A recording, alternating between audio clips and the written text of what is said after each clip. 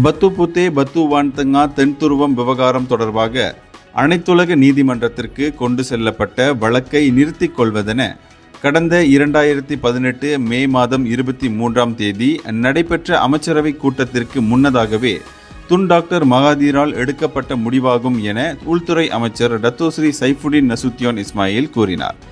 இவ்விவகாரம் குறித்து கடிதம் ஒன்று அந்த அமைச்சரவை கூட்டம் நடைபெறுவதற்கு முன்னதாகவே வெளியிடப்பட்டு விட்டதாக அவர் சொன்னார். பத்துபுத்தே விவகாரம் எவ்வாறு கையாளப்பட்டது என்பதை ஆய்வு செய்வதற்காக தொடங்கப்பட்ட அரச விசாரணை ஆணையத்தின் அறிக்கையில் கூறப்பட்டது போல் இது நடந்ததாக அவர் சொன்னார். நேற்று முன்தினம் உள்துறை அமைச்சின் மாதாந்திர ஒன்று கூடல் நிகழ்ச்சிக்கு பின்னர் அவர் செய்தியாளர்களிடம் இவ்வாறு தெரிவித்தார்.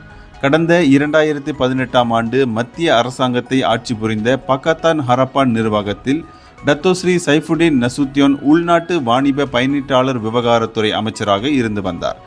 இவ்விவகாரத்தில் முன்னாள் பிரதமர் துன் டாக்டர் மகாதீர் மீது விசாரணை தொடங்கலாம் என மேற்குறிப்பிட்ட அந்த அரச விசாரணை அறிக்கையில் கூறப்பட்டிருந்தது.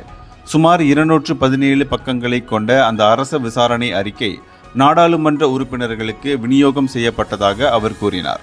முன்னாள் பிரதமர் துன் மகாதீர் மீது குற்றவியல் சட்டத்தின் 415B, 417, 418வது பிரிவுகளின் கீழ் விசாரணை செய்ய முடியும் என அவர் தெரிவித்தார்.